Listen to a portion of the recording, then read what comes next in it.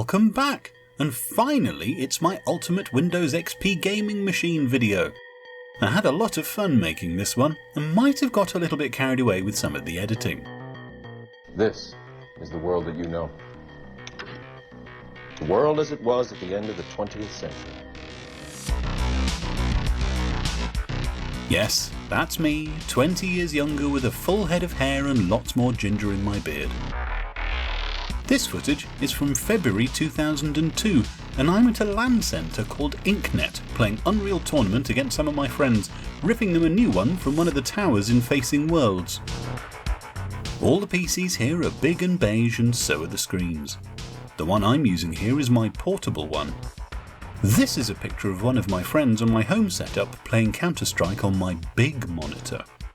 The operating system I'm using to run everything is of course Windows XP. The Ultimate XP PC that I've built for this video is not era appropriate in the slightest. It's a future tech system that 2002 me here playing Counter-Strike could only dream about. So with future tech in mind, I've decided to do the rundown of the hardware in a future tech style instead of laying it out on a table. But first, here's the intro video which just makes me think 90s to early 2000s and I think it fits quite well.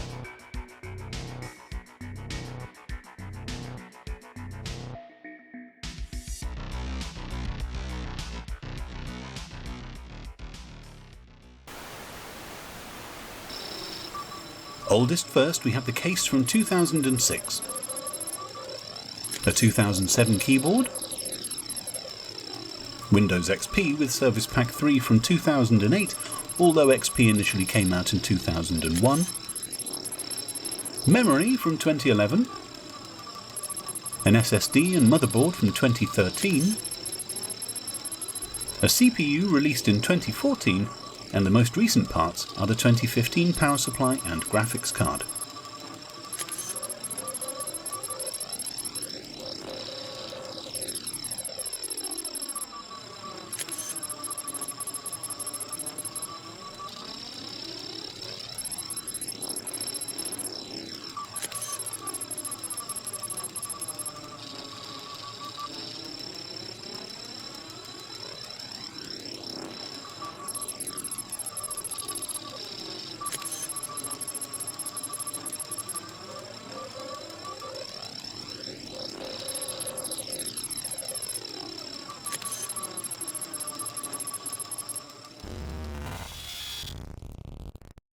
Right, now I've got that out of my system, it's time to get to business.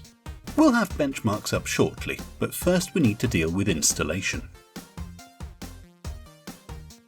A couple of online tutorials have made this a lot easier, and I need to single out one of the Phil's Computer Lab videos especially, as it covered using Easy to Boot for installation from USB, and then later covered using the Snappy Driver installer. Installation was done by copying off my XP Service Pack 3 disk files, setting them up in a program called Nlight to be mostly unattended, and turning them into an ISO using ImageBurn, then popping it onto an easy-to-boot USB stick. I'll cover this in more detail with settings and so on in a later video, but for now I'll just go through at 30 times speed.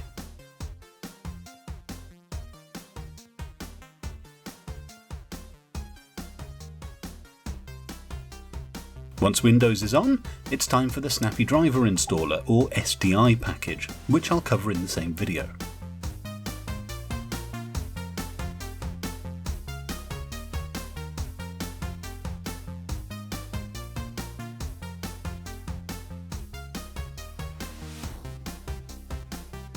Okay, time to put my money where my mouth is. As promised, here are the benchmarks. I've sped them up to keep the pace going. First up, we have the XP-friendly 3D Mark benchmarks all set at normal settings. 3D Mark 99 Max, 3D Mark 2000, 3D Mark 2001 and 3D Mark 03.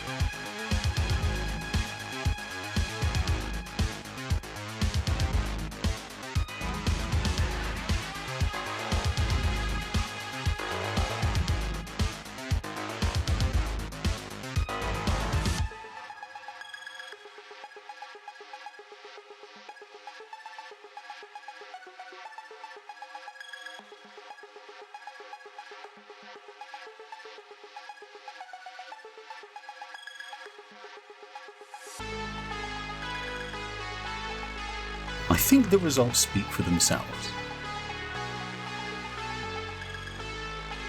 Now we have a side-by-side of 3D Mark 05 and 3D Mark 06, and again, the results are pretty decent for XP.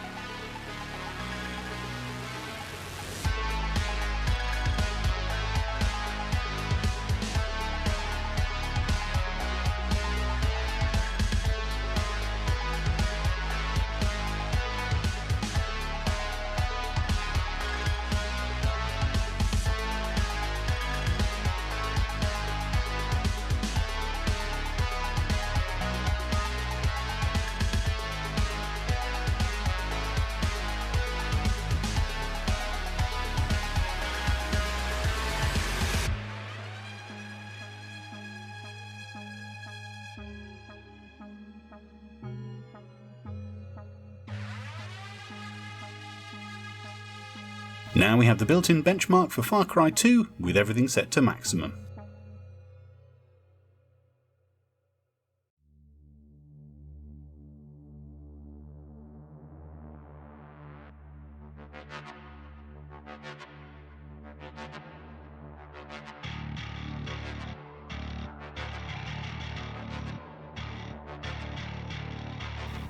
While we wait for this to finish, I'd like to credit Carl Casey at White Bat Audio for the tracks I've been using.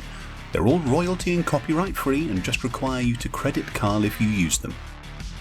I found some that I think fit the early 2000s feel quite well and have a sort of a Doom type feel to them, like this one currently playing, which is called License to Kill. Links will be in the description.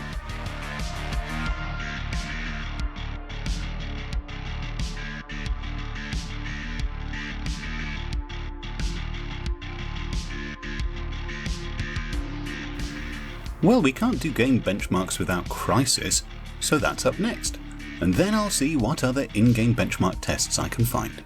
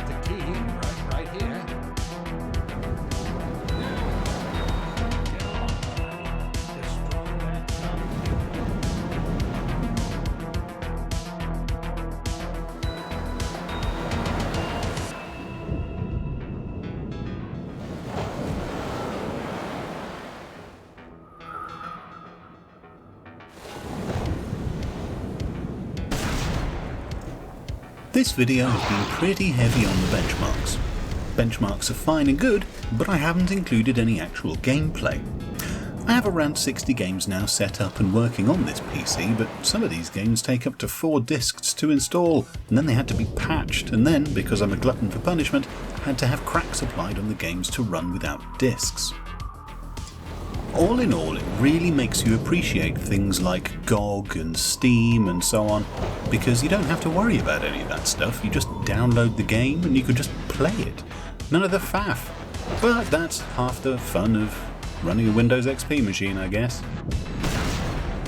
I would happily have included gameplay, but as this video is hovering around the 16-minute mark already, I think actual gameplay will need to wait for another video. So, in conclusion, this PC is hopefully about the most overkill example of an XP gaming machine you're likely to see. And the best thing is, I haven't overclocked any of it, so it could happily go faster. If you do happen upon a faster XP gaming rig, leave a comment below and I'll see if I can tweak this one to run faster. Any comments on how I'm doing, gratefully appreciated. I'm always looking to do better in my videos. But other than that, until next time, goodbye.